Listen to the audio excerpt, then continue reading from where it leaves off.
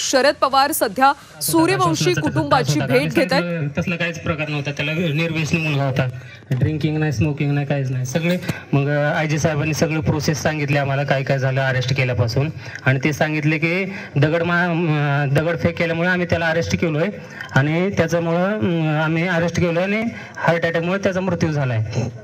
मग त्यातले एक पोलीस अधिकारी आले गोरबाण नावाचे, आणि ते मला बोलायला लागले की अरे तू कोणाचं ऐकू नको, तू तुझ्या भावाची बॉडी घेऊन एकतर गावी जा नाही तर पुण्याला जा, आणि आम्ही तुम्हाला वाटलं तर पुण्यामध्ये ग्राउंडसाठी मदत करू पोलीस भरतीच्या। मग आम्ही त्यांचं ऐकून घेतलं, आम्ही काहीच बोललो नाही। मग औरंगाबाद येथे आलो आम्ही। मग औरंगाबादला डॉक्टरांची टीम आली, त्यांचा परिचय वगैरे सांगून पोस्टमार्टम केला, आणि त्यानंतर रिपोर्ट आम्ही औरंगाबादच्या अलीकडे आल्यानंतर त्यांचा रिपोर्ट व्हायरल झाला होता याच्यावरती नेटवरती। मग औरंगाबाद इथे नांदेड मेडिकल कॉलेजला व्यवस्थित होणार नाही म्हणून आम्ही सगळ्यांनी जिल्हाधिकाऱ्याला निवेदन दिलं आणि बॉडी औरंगाबादला पाठवा घाटीला, आणि त्याच्यामुळे हा खरा रिपोर्ट आला। आणि तिथे नांदेडला आयजी अशोक चव्हाण हे ते दाबून टाकतील। मी 2 नंबरचा भाव आहे सर त्याचा, तो 1 नंबरचा मोठा होता सर, आणि आमच्या पिढीमध्ये शिक्षण घेणारी आमची पहिलीच पिढी। मी चाकणले सर कामाला कंपनीमध्ये, चाकणला माझं शिक्षण BSc झालेलं आहे, आणि BSc नंतर मला कंपनीत काम लागलं आणि मी कॉर्निंग तिथे आहे मी कामाला, आणि हा घरीच असतो। मग आता सध्या कामाला जाते मॉलमध्ये, ते कपड्यांचे हे आहेत, म्हणजे तात्पुरते टेम्पररी काम भेटेपर्यंत तो करतो।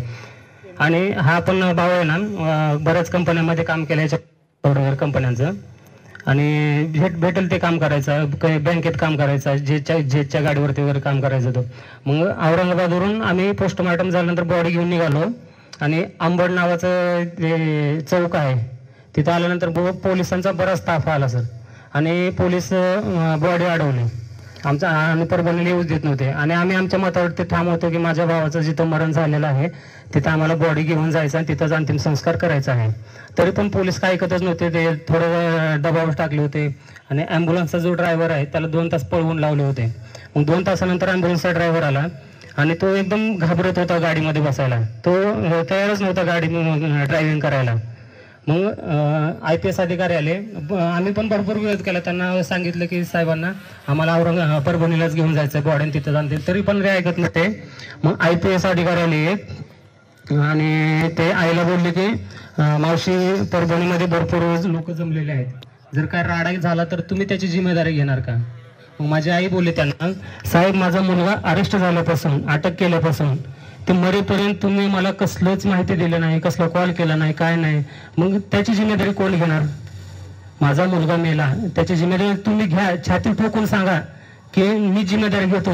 माझी आई बोलली मी इथूनच गाडी घेऊन बॉडी घेऊन माझ्या गावात जाते म्हणले। त्याचा अधिकारी तिथून उठून गेले, मग थोड्या वेळाने आम्ही आलो परभणीला। आम्ही सर इथे एवढं प्रेशर क्रिएट केलं, 2 तास अडवले आम्ही, कलेक्टरवर SP वर एवढं प्रेशर क्रिएट केलं, इथं आल्याशिवाय एकच मिनिट बोलतो। आणि आणखी एक संशयास्पद आहे, जेव्हा PCR मधून MCR झालं, जेलमध्ये घालताना शासकीय दवाखान्यात त्याची तपासणी केली नाही, पोलीस स्टेशनमध्येच त्याची तपासणी केली, नानलपेठ पोलीस स्टेशन, ते एक संशयास्पद। मला सांगाय काय नाही, मला काय सांगाय नाही। माझ्या मुलाला तुम्ही 4 दिवस कोठडीमध्ये बंद करून ठेवला, माझ्या मुलाचा मर्डर केला, माझ्या मुलाला मारहाण केला, जीव घेतला 4 दिवसामध्ये। माझा मुलगा चांगला असताना त्यांची कर्तव्य होती, आई तुम्ही या, तुमच्या मुलाला भेटा, तुमच्या मुलाला येऊन 2 गोष्टी बोला म्हणलं असतं तर आम्ही आलो असतो सर। आम्हाला कसलाच त्याने फोन केला नाहीत, सांगाय नाहीत, कसलाच कळविल नाहीत सर। 4 दिवसामध्ये त्यांनी मारहाण करून माझ्या मुलाचा मर्डर केले। ज्या माणसाने मर्डर केलं त्यांना सर्वांना 10 पासून 15 तारखेपर्यंत जे ड्युटीवर होते त्यांना सगळ्यांना फाशीची शिक्षा द्यायला पाहिजे, आणि ह्याच्या पुढे कुण्या गरिबाच्या बाळावर असा अत्याचार अन्याय नको व्हायला, माझी एवढी मागणी आहे सर। हॅलो सर, माझे MSc BEd झालेले, मी सोमनाथचा सर्वात लहान भाऊ। खूप मोठा अन्याय झाला आहे आमच्यावरती, आणि आमच्या भावाचा मोबाईल जे आहे ते मोबाईल पण पोलिसांकडेच आहे, आणि ते बहुतेक डेटा फॉर्मॅट करतील, डेटा उडवून टाकतील. ते कोर्टाद्वारे न्यायालयाद्वारे ते डेटा बॅकअप करून ते न्यायालयाकडे म्हणजे दाखवण्याचा म्हणजे सर्वांचा प्रयत्न असावा असं आम्हाला वाटतं. बॉडी ताब्यात घेतली ना? हा, बॉडी ताब्यात घेतली. त्याच्या मल्टिपल इंजुरी बॉडी ताब्यात घेतली. बॉडी ज्या दिवशी रिपोर्ट दिली त्यांनी पोस्टमार्टम झाल्यानंतर आम्ही गेलो ना सर, थोडं मार लागलेलाच होता त्याला. आणि कपड्यावर एक कपडे नव्हतेच त्याच्या शरीरावर कसले, आणि फक्त शॉल तेवढे इथल्या लोकांनी पांघरले होते. हा सर, मारल्याचे वन होते. त्याच्यासोबत 31 जण होते. सगळं असे असे असे काळे फोड झालं लागलं. आणि पाहिलं पहिल्या दिवशी दाखवले ना सोबत बाप्पा अजून 10 ते 12 जण नाही, सगळ्यांना मारला. ते आता त्यांची बेल झाली. एक मिनिट, लॉकअप मध्ये सगळे आंदोलक पकडले का? त्या आंदोलकांपैकी हे एक होता आणि याच्यासोबत 31 जण होते. त्या 31 जण समोर याला मारत होते. त्या लॉकअप मधून दुसऱ्या रूम मध्ये नेऊन मारत होते. आणि ज्या आंदोलकांना पैसे दिले त्यांना सोडलं. हे माझं प्रूफ आहे. भीमनगर मधला कोविड ऑपरेशन करून उचलून नेलेला, त्याच्या घरात घुसून मारलं, एकाला उचलून नेलं, त्याच्यानंतर त्याला केस करून सोडून दिलं. कुणाला तरी फोन आला का पैसे घेतले, त्याला सोडून दिलं. असंच केलं. सगळ्याला वेगळ्या रूम मध्ये नेऊन मारले आणि सगळेच अंग ओळा येते. आणि जर फडणवीस साहेबांनी काल जे स्टेटमेंट दिलेलं आहे ते योग्य दिलेलं नाही, एकदम खोटा हे आरोप लावलेले आहेत. आणि जे मदत पण जाहीर केली ते पण आम्हाला मान्य नाही. आणि जे फडणवीस साहेब सांगतात की व्हिडिओ रेकॉर्डिंगच्या द्वारे आम्ही त्याला अटक केलेली आहे, ते व्हिडिओ रेकॉर्डिंग असेल ना त्यांच्याकडे, किंवा माझा भाऊ किती लोकांना मारलाय, किती पोलिसांना मारलाय, किती जाळपोळ केला, त्यांनी तुम्हाला व्हिडिओ दाखवलं पाहिजे. मीडियावरती ते व्हिडिओ पण आला पाहिजे. आणि दुसरं स्टेटमेंट असं केलेत की ज्या पोलीस स्टेशनमध्ये तो अरेस्ट होता तिथेही त्याला मारहाण केलेली नाही, तिथले व्हिडिओ तुम्ही बघितलं पाहिजे. कारण मला पण असं ऐकण्यात आलं की जिथे कॅमेरा नाही त्या ठिकाणी नेऊन त्यांना मारण्यात आलेलं आहे सर, वेगळ्या रूम मध्ये. आणि कसलाच आजार नव्हता माझ्या भावाला. लॉ सेकंड इयर फायनलची मारहाण. जो काही विषय झाला तो पोलिसांनी त्यांच्या चांगल्याच असताना तेव्हा वाजवून केली, त्यावेळेस काही शेवटी तो हे जग सोडून गेला. आणि तुम्ही आणि तुमच्या आईने त्याचा संबंध बॉडी बघितली आणि त्याच्यावर वन होते, त्याच्यावर वाजवण्याचं तिघी हे तुम्हाला बघता आलं. प्रत्यक्षात कुठं अंगावर नसते, कुठं काय असते असं पाहिलंच नाही.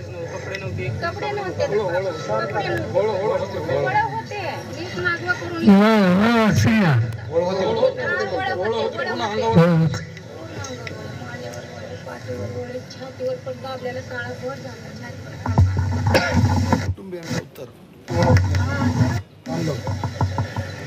असं जे काही घडलं ते सगळ्यांना धक्का लावला आहे. महाराष्ट्राच्या विधानसभेमध्ये सुद्धा अनेकांनी हा फडणवीसचा प्रश्न मांडला.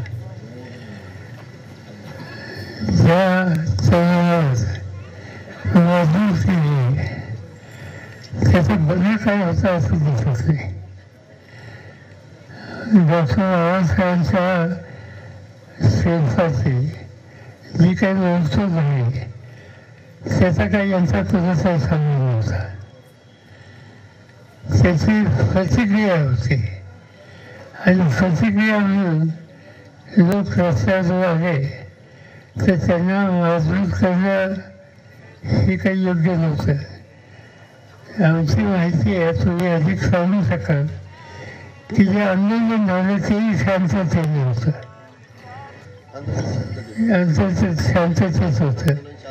आणि त्यांना आंदोलन शांततेचं असताना या तरुणाला कोणी ऑपरेशनमध्ये त्याला मारलं गेलं, आणखी काय काय गेलं हे जे सरकारने सांगितलं ते न पटल्यामुळे. आणि म्हणून आम्ही असं ठरवलं की उगीच वर्तमानपत्रात वाचायचं, सांगण्यावर लक्ष द्यायचं, त्याऐवजी फडणवीसला जावं आणि कुटुंबाच्या लोकांना भेटून त्यांची खरी वस्तुस्थिती समजून घ्यावी. ही समजल्याच्या नंतरच आम्हाला सरकारची वार्ता येईल त्या हेतूनं आज या ठिकाणी आलेले आहेत.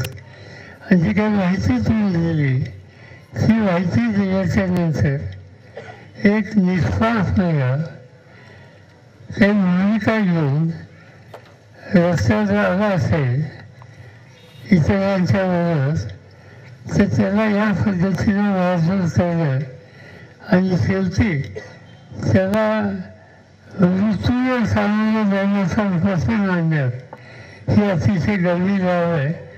ही माहिती आता तुमच्याकडून आम्हाला समजली. आम्ही राज्य सरकारची जाऊन भेटू. तुमचं जे काही म्हणणं आहे हे सगळ्यांच्या समोर तुम्ही आणलं ते योग्य ठिकाणी आम्ही पोचू आणि जे कोणी जबाबदार असतील त्यांच्यावर सक्त कारवाई या ठिकाणी झाली पाहिजे.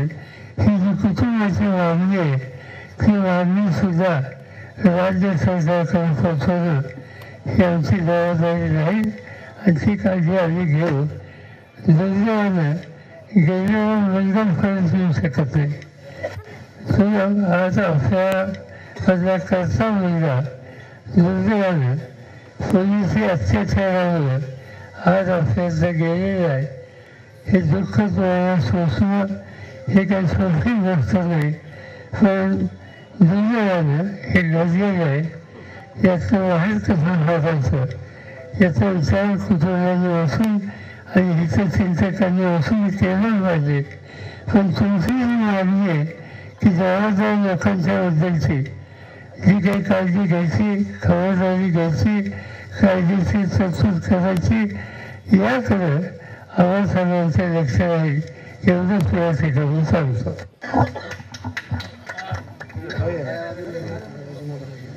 ठीक. आई चिंता करू नका, साहेब आलेले आहेत, आपल्याला सगळ्याला मदत व्हायला. हो हो. रोहित दादा पण येऊन गेले त्या दिवशी. माझी एकच इच्छा आहे माझ्या भावासोबत किंवा आईच्या मुलावर जे घडलेलं आहे इतर भारताच्या कुठल्याही मुलासोबत घडू नये. जोपर्यंत तो आरोपी म्हणून सिद्ध होत नाही ना एखाद्या